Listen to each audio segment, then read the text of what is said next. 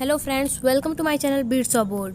तो पिछले वीडियो में हमने case study based question maths के चैप्टर नंबर 1 रियल नंबर्स का देखा था, जो कि सीबीएसई बोर्ड की ऑफिशियल वेबसाइट पर उसके द्वारा जो मैथ्स का क्वेश्चन बैंक लॉन्च हुआ था उसमें का एग्जैक्ट वही क्वेश्चंस थे। तो इस वीडियो में हम मैथ्स के सेकंड चैप्टर पॉलिनोमियल्स के केस स्टडी बेस्ड क्वेश्चंस देखेंगे, जो कि 2021 बोर्ड एग्जाम के लिए बहुत ही ज़्यादा इंपॉर्टेंट है। तो चलिए, इसमें भी जो है जैसा कि हमने रियल नंबर्स में 3 केस स्टडी बेस्ड क्वेश्चन लिए थे, केवल 3 ही क्वेश्चन थे, तो मैंने तीनों क्वेश्चंस को लिया था। और इसमें भी पॉलिनोमियल्स में 3 ही केस स्टडी बेस्ड क्वेश्चंस दिए हुए हैं, तो हम उन तीनों को जो है देखेंगे, उन तीनों का सॉल्यूशंस, उन तीनों को सॉल्व करेंगे। तो सबसे पहला केस स्टडी बेस्ड क्वेश्चन पढ़ते हैं। The below picture are few natural examples of parabolic shape which is represented by a quadratic polynomial. यहाँ पे पिक्चर में जो है कुछ नेचुरल एग्जांपल्स दिए गए हैं पैराबोलिक शेप के। पैराबोलिक शेप ऐसा कुछ इस शेप का होता है, कटोरे के शेप का, ठीक है। तो ये जो है इसे क्वाड्रेटिक पॉलिनोमियल को रिप्रेजेंट किया जाता है। फिर नेक्स्ट लाइन दिया हुआ हमारा कि a parabolic arch is an arch in the shape of a parabola in structures their curve represent an efficient method of load and so can be found in bridges and in architecture in a variety of forms. तो मतलब कुल मिला जुलाकर जो है यहाँ पर कुछ parabola के जो है बस यहाँ पे कुछ इमेजेस दिए हुए हैं। अब इस पर हम क्वेश्चंस देखते हैं कि क्या इसमें क्वेश्चंस दिए हुए हैं। यहाँ पे देखिए पैराबोला, यहाँ पे कुछ इस टाइप का स्ट्रक्चर बना है, तो ये हमारा पैराबोला है। और यहाँ पर ये भी जो है हमारा पैराबोला जैसा डायग्राम बन रहा है। और इन दोनों इमेजेस में भी जो ये ब्रिज है ये पैराबोला के शेप का है, और यहाँ पर भी ये पैराबोला, यहाँ पे उल्टा पैराबोला बन रहा है। ओके, तो अब हम देखते हैं इससे क्वेश्चंस क्या है। सबसे पहला क्वेश्चन हमारे यहाँ पे दिया हुआ है कि in the standard form of quadratic polynomial ax² + bx + c a b and c are. तो ए बी सी का हमें नेचर बताना है। तो अगर हम बहुत ध्यान से अपने एनसीईआरटी बुक का जो ओवरव्यू दिया रहता है चैप्टर का, स्टार्टिंग में चैप्टर के बारे में उसके जो कॉन्सेप्ट दिए होते हैं उसको हम अच्छे से एकदम क्लियरली क्रिस्टल क्लियर करके पढ़े होंगे, तभी हम इसका आंसर दे पाएंगे। तो मैक्सिमम बच्चे क्या करेंगे, direct all are real numbers पे टिक कर देंगे, ऐसे ही जो है बिना मतलब ज़्यादा सोचे, क्योंकि सोचेंगे कि एक नंबर का क्वेश्चन है तो ज़्यादा टाइम नहीं लगाएंगे। लेकिन ये ऑप्शन हमारे यहाँ पे गलत है। ये सारे रियल नंबर्स तो होते हैं, लेकिन उसके साथ एक और प्रॉपर्टी होती है कि ए की वैल्यू कभी भी जो है 0 नहीं हो सकती है। मतलब ए जो है वो रियल नंबर तो होगा, लेकिन 0 के अलावा कोई रियल नंबर होगा। तो हम जो ऑप्शन सी हमारा दिया हुआ है कि a is a non zero real number and b and c are any real number, तो ऑप्शन सी जो है हमारा करेक्ट हो जाएगा। मतलब ए कभी 0 नहीं हो सकता है, और ए और बी जो है मतलब ए नॉन जीरो रियल नंबर और बी एंड सी जो है रियल नंबर्स होंगे। तो ऑप्शन सी हमारा इसका करेक्ट आंसर हो जाएगा।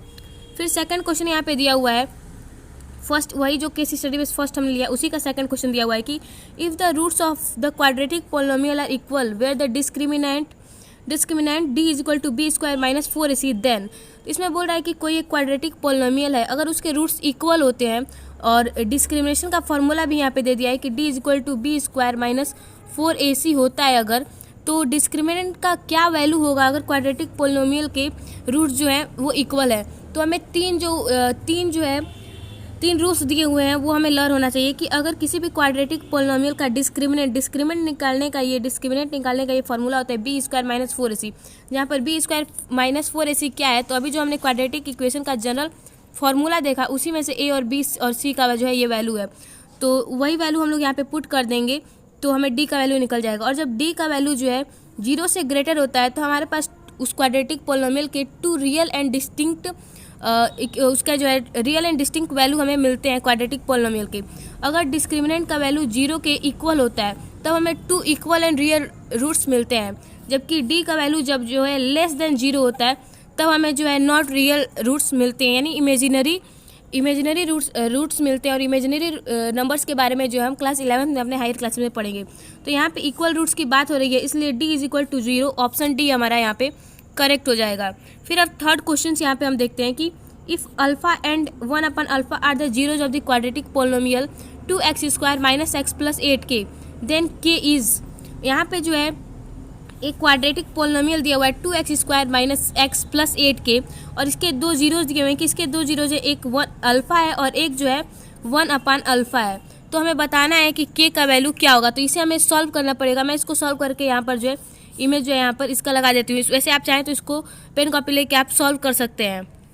तो यहाँ पर मैंने इसको सॉल्व कर लिया। जैसे कि आप देख सकते हैं कि यहाँ पर गिवन क्या है, पॉलिनोमियल है हमारा, गिवन पॉलिनोमियल है 2x² - x + 8k, और हमें k की वैल्यू फाइंड करनी है। तो हम क्या करेंगे, सॉल्यूशन कुछ इस तरह से, अगर ये लॉन्ग में आता है तो हम कुछ इस सिस्टमेटिक तरीके से करेंगे तो एग्जामिनर आपको फुल मार्क्स देगा। तो यहाँ पे हमें क्या पता है कि हमें ए की वैल्यू पता है 2, बी की वैल्यू पता है -1 और सी की पता है 8k। और यहाँ पे प्रोडक्ट ऑफ जीरोज का फॉर्मूला होता है, सम ऑफ जीरोज का होता है -b/a और प्रोडक्ट ऑफ जीरोज का होता है c/a। तो हम लोग यहाँ पे प्रोडक्ट ऑफ जीरोज का जो है फॉर्मूला लगाएंगे। तो प्रोडक्ट ऑफ जीरोज का फॉर्मूला क्या होता है, product of zero is equal to c/a। तो यहाँ पे प्रोडक्ट्स हैं अल्फा एंड 1/α। तो इन दोनों को हम यहाँ पे मल्टीप्लाई करेंगे तो सिंपली आप देख सकते हैं कि अल्फा इंटू 1/α, तो अल्फा से अल्फा कैंसिल हो जाएगा, इज इक्वल टू 1 आ जाएगा। इसलिए हम यहाँ पे प्रोडक्ट ऑफ जीरोज का जो है वैल्यू जो है प्रोडक्ट ऑफ जीरोज का फॉर्मूला यूज करें तो 1 इज इक्वल टू c/a हो जाएगा हमारा। और फिर c/a करके हम लोग लिखेंगे तो उसको सॉल्व करने पर इक्वेशन हमारे पास k का वैल्यू 1/4 आएगा। तो यहाँ पर हमारा ऑप्शन बी जो है 1/4 वो करेक्ट हो जाएगा। अब क्वेश्चन नंबर 4 हम देखते हैं कि the graph of x² + 1 is equal to 0। कोई एक इक्वेशन है x² + 1 जिसका जो x² + 1 इज इक्वल टू 0 एक इक्वेशन है, तो इसका ग्राफ कैसा होगा ये हमें बताना है। तो यहाँ पर हमें सबसे पहले जो है इस इक्वेशन को सॉल्व करना पड़ेगा। x² + 1 को हम सॉल्व करेंगे तो सिंपली हम ट्रांसपोजिशन करेंगे तो x² इज इक्वल टू हमारा -1 आ जाएगा। फिर ये स्क्वायर को इसको इधर ट्रांसपोजिशन करेंगे तो x इज इक्वल टू √-1 आ जाएगा। और हम ये जानते हैं कि कभी भी निगेटिव नंबर्स अंडर रूट में आ नहीं सकता, ये पॉसिबल नहीं है। अगर ऐसा है तो वो रियल नंबर नहीं है, वो नंबर एग्जिस्ट नहीं करेगा। हमारे क्लास 10th के लेवल तक में अगर नेगेटिव कोई टर्म है वो अंडर रूट में आता है तो वो एग्जिस्ट नहीं करेगा। तो अगर हमने इक्वेशन को सॉल्व करके ये पता कर लिया कि x² + 1 का एक भी जीरो जो है इसका कोई नहीं है, इसका रूट्स कोई नहीं है, तो हम ये जानते हैं कि जब ग्राफ जो होता है किसी भी इक्वेशन का उसके जितने जीरोज होते हैं उतने ही वो एक्स एक्सिस को उतने बार कट करता है। तो यहाँ पे जीरोज रूट्स की संख्या जो है वो 0 है, इसलिए जो इसका ग्राफ है वो एक्स एक्सिस को एक भी बार कट नहीं करेगा। तो ऑप्शन सी हमारा जो दिया हुआ है हमारा यहाँ पे नाइदर टचेज नर इंटरसेक्ट्स एक्स एक्सिस, ये हमारा करेक्ट ऑप्शन हो जाएगा। ऑप्शन सी हमारे यहाँ पे करेक्ट है। फिर क्वेश्चन नंबर 5 हम देखते हैं इसी केस स्टडी बेस्ड का। If the sum of the roots is -p and product of the roots is -1/p then the quadratic polynomial is. अगर सम ऑफ रूट्स किसी इक्वेशन का जो है सम ऑफ रूट्स अगर -p है और product of roots -1/p है तो हमें क्वाड्रेटिक पोलिनोमियल बताना है। तो एक फार्मूला होता है जो कि हमें जो है लर्न होना चाहिए कि हम लोग क्वाड्रेटिक इक्वेशन को sum of zeros product of zeros के रूप में उसका एक स्टैंडर्ड फॉर्म होता है, उसको मैं यहाँ पे लिख देती हूँ। जैसे कि k कॉमन रहेगा, उसके बाद से ब्रैकेट में क्या होगा, हाँ k कॉमन रहता है और अंडर रूट में जो है निगेटिव में सम ऑफ जीरोज, निगेटिव में सम ऑफ जीरोज मैं लिख के जो है यहाँ पर इमेज लगा देती हूँ k और अंदर जो है निगेटिव में सम ऑफ जीरोज x² माइनस में प्लस प्रोडक्ट ऑफ जीरोज, ये जो है स्टैंडर्ड फॉर्म होता है इक्वेशन का, तो उसी पे हम लोग रखेंगे।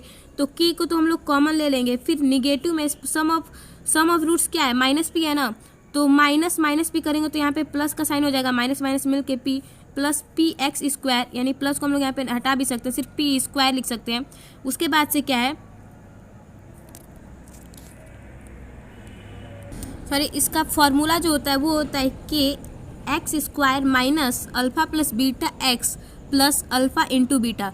तो उसी फॉर्मूले पे हम इस वैल्यू को रखेंगे, k तो मान लीजिए कॉमन है तो x² को हम लोग सिर्फ x² लिख देंगे, फिर minus alpha plus beta x तो सम ऑफ जीरोज यहाँ पे -p है तो हम लोग माइनस और सम ऑफ जीरोज पे -p रखेंगे तो यहाँ पे प्लस जो है p आ जाएगा, तो x² प्लस px हो जाएगा। उसके बाद से प्रोडक्ट ऑफ जीरोज हमारा प्लस के साथ लगा रहता है, तो फिर यहाँ पे प्लस और माइनस मिलकर प्लस होगा, तो यहाँ पे -1/p हो जाएगा। ओके, तो हमारा ऑप्शन सी जो है यहाँ पर वो यही है कि बाहर है x² प्लस px -1/p, तो यहाँ पे ऑप्शन सी जो है हमारा वो करेक्ट हो जाएगा।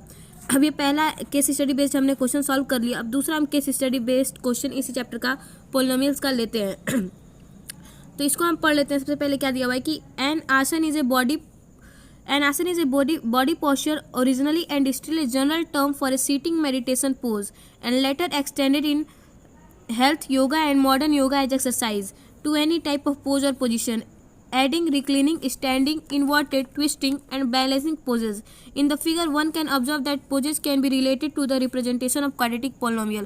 तो यहाँ पे आसन्स वगैरह के बारे में आसन्स और योग में बोला जा रहा है कि उसमें जो है पैराबोला टाइप का जो फिगर होता है वो बनता है। यहाँ पे जैसे कि हमारे इमेज में दिया हुआ है, यहाँ पर ये त्रिकोण आसन है, यहाँ पे ये पैराबोला बन रहा है, यहाँ पे भी अधोमुख आसन है, अधोमुख श्वान है, यहाँ पे ये भी कुछ पैराबोला टाइप्स बन रहा है, और यहाँ पे ये भी जो है अधोमुख श्वासन है, ये भी जो यहाँ पे पैराबोला टाइप्स बन रहा है। तो चलिए हम इस पे क्वेश्चंस देखते हैं कि किस टाइप के क्वेश्चन यहाँ पे इससे पूछा है यहाँ पे। तो ऑप्शन ए है हमारा, क्वेश्चन फर्स्ट है हमारा, the shape of the poses shown is. तो जो पोजेज यहाँ पर जो आसन के योग के पोजेज दिए गए हैं वो किस शेप में है ये हमें बताना है। तो यहाँ पर मैंने अभी बता ही दिया कि ये तीनों जो है पैराबोला के शेप में है। तो ऑप्शन डी जो हमारा वो करेक्ट हो जाएगा कि ये सारे पोजेज जो है वो पैराबोला के शेप में है। फिर इसी का नेक्स्ट क्वेश्चन जो दिया हुआ हमारे यहाँ पे कि the graph of parabola open downwards if. अगर कोई पैराबोला है, मतलब कोई भी ऐसा पैराबोला है, अगर हम उसका ग्राफ बनाते हैं तो अगर वो नीचे की तरफ ओपन होता है यानी कुछ इस तरह का होता है, तो फिर जो है तो फिर क्या तो फिर यहाँ पे ब्लैंक छोड़ दिया, हमें वो ऑप्शंस देख के भरना पड़ेगा कि वो क्या पूछ रहा है। तो the graph of parabola opens downwards if, किसी भी इक्वेशन का जो है जो कि पैराबोला, अगर उसका ग्राफ पैराबोला बनता है तो फिर क्या कंडीशन हो सकते हैं। ए के रिस्पेक्ट में पूछ रहा है कि ए का वैल्यू क्या होगा, वो 0 से बड़ा होगा या उसके इक्वल होगा, या 0 के इक्वल होगा, या 0 से लेस देन होगा, या 0 से बड़ा होगा। तो हम जानते हैं कि पैराबोला जो है जब अपवर्ड खुलता है तो इसका मतलब ये होता है कि ए का वैल्यू जो है वो ग्रेटर देन 0 होता है। लेकिन यहाँ पे जो है वो पैराबोला जो है डाउनवर्ड ओपन हो रहा है, तो यहाँ पर ए का वैल्यू जो है लेस देन 0 होगा, यानी कि ऑप्शन सी जो है हमारे यहाँ पे A is equal to less than 0, ये जो है हमारा ऑप्शन सी करेक्ट हो जाएगा। फिर थर्ड क्वेश्चन हमारे यहाँ पे दिया हुआ है कि in the graph how many zeros are there for polynomial. कोई भी मान लीजिए एक पॉलिनोमियल है और उसका यहाँ पे ग्राफ दिया गया है जो कि अपवर्ड डायरेक्शन में खुल रहा है पैराबोला, यहाँ पर ये दिया गया है पॉलिनोमियल का, और हमें इससे क्वेश्चन पूछा है कि हम ग्राफ को देखकर क्या बता सकते हैं कि इस पॉलिनोमियल के कितने जीरोज हैं। तो हम ये जानते हैं, ये रूल जानते हैं कि किसी भी जब इक्वेशन का जो है वाई एक्सिस का ग्राफ जो है अगर एक्स एक्सिस को जितनी बार कट करता है उतने ही नंबर ऑफ जीरो जो है पॉलिनोमियल के होते हैं। तो यहाँ पर हम क्लियरली देख सकते हैं कि एक -2 पॉइंट पर और एक 4 पॉइंट यानी 2 पॉइंट्स पर जो है वाई एक्सिस का ग्राफ जो है वो एक्स एक्सिस को, ये जो हॉरिजॉन्टल लाइन होता है इसे हम एक्स एक्सिस बोलते हैं, और जो वर्टिकल लाइन होता है इसे हम वाई एक्सिस बोलते हैं। तो एक्स एक्सिस को 2 बार जो है ये ग्राफ कट कर रहा है, तो नंबर ऑफ जो जीरोज हैं पॉलिनोमियल के यहाँ पर 2 हो जाएंगे। तो इसमें भी जो हमारा सी ऑप्शन करेक्ट हो जाएगा। फिर अब हम नेक्स्ट क्वेश्चन 4 क्वेश्चन देखते हैं इसी केस स्टडी का सेकंड नंबर का। तो यहाँ पे 4th क्वेश्चन दिया हुआ है कि the 2 zeros in the above shown graph is. जो यहाँ पर हमें ग्राफ दिया गया है, यहाँ पर हमें इसके जीरोज क्या क्या होंगे। यहाँ तो नंबर ऑफ जीरोज पूछ लिया तो 2 हमने बता दिया, अब उन जीरोज की वैल्यू क्या होगी ये भी हमसे पूछा गया है। तो यहाँ पर हम देखते हैं कि इस ग्राफ में ये जिस पॉइंट पर कट करता है वही जो है उसका जो वैल्यू होता है वही जो है उसके रूट्स या जीरोज हम कह सकते हैं उसका वैल्यू होता है। रूट्स और जीरो जो है वो एक ही होते हैं। तो यहाँ पे ये -2 पर कट कर रहा है और 4 पर कट कर रहा है, बहुत ही क्लियरली यहाँ पे विजिबल है, देख सकते हैं हम। यानी जो जीरोज हैं पॉलिनोमियल के उन दोनों का वैल्यू क्या होगा, एक -2 होगा और एक 4 होगा। तो इसमें -2 और 4 कौन सा ऑप्शन है, बी ऑप्शन -2 एंड 4। तो ये जो है हमारा करेक्ट आंसर हो जाएगा। फिर नेक्स्ट क्वेश्चन नंबर 5 हम देखते हैं। इसमें दिया हुआ है कि the zeros of the quadratic polynomial 4√3x² + 5x - 2√3। तो यहाँ पे इस क्वाड्रेटिक पॉलिनोमियल दिया हुआ है, हमें इसका जीरोज बताना है। तो हमें इसको जो है फैक्टराइज करना होगा। फैक्टराइज करने का मेथड्स आपको सबको पता होगा, बहुत ही प्रैक्टिस हम लोग क्लास 8 से ही कर रहे हैं फैक्टराइजेशन का। तो हम इसको बहुत ही ईजिली फैक्टराइज कर सकते हैं। यहाँ पर मैं इसका सॉल्यूशन यहाँ पे दे देती हूँ, इसे आप देख लीजिए। तो कुछ इस तरह से जो है हम इसको सॉल्व कर सकते हैं। तो हमारा जो वैल्यू निकल के आएगा x का वो -2/√3 और √3/4 निकल के आएगा। तो ये जो ऑप्शन बी है हमारा वो करेक्ट हो जाएगा। ये फैक्टराइजेशन तो आपको आता ही होगा। हमें क्या करना है, जो a का वैल्यू है और जो c का वैल्यू है उन दोनों का हमें मल्टीप्लाई कर लेना है। फिर उसको हमें प्राइम फैक्टराइजेशन निकाल के उसको ऐसे अरेंज करना है कि उसको जोड़ने और घटाने पर जो x वेरिएबल है हमारा उसका कॉन्स्टेंट टर्म यानी 5 है यहाँ पर, और उसका प्रोडक्ट मल्टीप्लाई करने पर जो a और c का जो वैल्यू है उसको मल्टीप्लाई करने पर उसका वैल्यू आए। तो यहाँ पर हम देख सकते हैं कि 4√3 और 2√3 का मल्टीप्लाई करेंगे तो हमें क्या आ रहा है, 4 × 2 8 हो जाएगा। फिर √3 × 3 करने पर हमारा √3 × √3 3 हो जाएगा, यानी 24 आ रहा है। तो 24 का हमें प्राइम फैक्टराइजेशन करके उसको ऐसे अरेंज करना है कि वो जो है उसका प्रोडक्ट 24 आए और जोड़ने और घटाने पर वो 5 आए। तो 24 का यहाँ पे हम प्राइम फैक्टराइजेशन करके आपको दिखा देती हूँ मैं। तो यहाँ पे 24 है तो 2 से सबसे पहले कट जाएगा ये 12 बार में, फिर 2 से 12 6 बार में, फिर 2 से 6 3 बार में और 3 से 1 बार में। तो हम देखिए क्या होता है, 12 2 या 24, तो 12 2 सब्ट्रैक्ट करेंगे तब तो 5 नहीं आएगा। फिर 8 3 या 24, तो 8 में से अगर हम 3 सब्ट्रैक्ट करते हैं तो 5 आ जाएगा, यानी ये 8 हम एक साथ ले लेंगे और 3 एक साथ। तो 8 और 3 को रख के हम इसको सॉल्व कर देंगे तो हमारा जो वैल्यू जो है रूट्स का जो है वो आ जाएगा ये 2/√3 और -2/√3 और √3/4। तो ऑप्शन बी हमारा करेक्ट हो जाएगा। फिर हम नेक्स्ट जो है हमारा केस स्टडी नंबर 3 को देखते हैं। यहाँ पे क्या दिया हुआ है, Basketball and soccer are played with a spherical ball. Even though an athlete dribbles the ball in both sports, a basketball player uses his hands and a soccer player uses his feet. Usually, soccer is played outdoors on a large field and basketball is played indoor on a court made out of wood. The projectile path traced of soccer ball and basketball are in the form of parabola representing quadratic polynomial. तो यहाँ पर ये समझ में आ रहा है कि basketball और सोसर यानी फुटबॉल दो गेम्स में बोला जा रहा है कि उन दोनों को जो है फुटबॉल जो है बाहर आउटडोर में खेला जाता है बड़े प्लेग्राउंड में, और जो ये बास्केटबॉल है वो एक कोर्ट में इंडोर गेम की तरह हम उसको खेल सकते हैं। तो जो बॉल का जो पोजीशन होता है वो जब हम उसको किक किया जाता है तो वो एक पैराबोला का फॉर्म लेता है, जैसे कि यहाँ पर इसके द्वारा फेंका गया तो यहाँ पर ये बॉल पैराबोला का फॉर्म ले रहा है, और यहाँ पे फुटबॉल इसके द्वारा मारा गया तो ये भी यहाँ पे पैराबोला बन रहा है। ये क्वेश्चन में इसमें बोल रहा है। अब हम देखते हैं कि ये केस स्टडी जो है इस यहाँ पे इसमें बोल रहा है। अब हम क्वेश्चन इसके पढ़ते हैं। तो सबसे पहला क्वेश्चन दिया हुआ है कि the shape of path traced shown is, जो सबसे बहुत ही सिंपल हम लोग केस स्टडी में सिंपली डायरेक्ट लाइन से लिया गया है कि जो पाथ ट्रेस्ड किया जा रहा है बॉल से वो किस शेप का है, पैराबोला सिंपल दे दिया है, तो ऑप्शन डी जो हमारा करेक्ट हो जाएगा पैराबोला। फिर से ये रिपीटेड क्वेश्चन जैसे कि सेकंड में था कि the graph of parabola open upwards if, किसी भी ग्राफ का जो पैराबोला अगर ऊपर की तरफ खुलता है यानी कुछ इस तरह से होता है तब ए का वैल्यू कैसा होता है। तो अभी मैंने ऊपर बताया आपको कि जब पैराबोला ओपन की तरफ अपवर्ड की तरफ ओपन होता है तो ए का वैल्यू जो होता है शुड बी ग्रेटर देन 0। तो यहाँ पे ए ग्रेटर देन 0 सी ऑप्शन है, तो हमारा सी ऑप्शन जो है वो करेक्ट हो जाएगा। फिर यहाँ पे थर्ड क्वेश्चन यहाँ पे हमारा दिया हुआ है कि observe the following graph and answer. हमें सबसे पहले इस ग्राफ को देखना है, जो ग्राफ यहाँ पे बनाया हुआ है। तो यहाँ पर ये ग्राफ है वाई एक्सिस, जो कि एक्स एक्सिस को यहाँ पे ऐसे कुछ इस तरह का इसका ग्राफ है। तो इसका हम क्वेश्चन पढ़ते हैं। क्वेश्चन दिया हुआ है कि in the above graph how many zeros are there for polynomial, polynomial के कितने जीरोज होंगे। तो अगेन जितनी बार एक्स एक्सिस को कट किया रहेगा ग्राफ उतने जो है पॉलिनोमियल के रूट्स या जीरोज होंगे। तो यहाँ पे देखिए एक यहाँ पे कट कर रहा है, एक यहाँ पे कट कर रहा है और एक यहाँ पे कट कर रहा है, 3 बार कट कर रहा है ये एक्स एक्सिस को।